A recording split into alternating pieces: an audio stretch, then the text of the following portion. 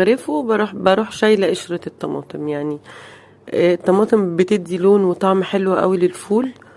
ب... يعني شكله بيبقى فارق وبيبقى لون طبيعي بقى. دي كربوناتو، ربع معلقة كربوناتو، بتخلي اللون فاتح، بتحافظ عليه وبتخلي السوا سريع واحسن. شوفي القدرة دي كانت نصها بس فول كده بيستوي براحته. لونه عامل ازاي، طعمه جميل بجد، طعمه كان حلو قوي يتاكل يعني من غير اي اضافات، من غير ما احط له حاجه، ولونه بيفضل زي ما هو. جربي وشوفي هيعجبك فعلا. ما بحطش اي اضافات تانية. حتى ما مره يعني لو عملت كركم ما عجبنيش قوي، حسيت لون مش طبيعي، واحنا عايزين نشوف لونه كده. لا كده لونه جميل قوي اهوت مستوي.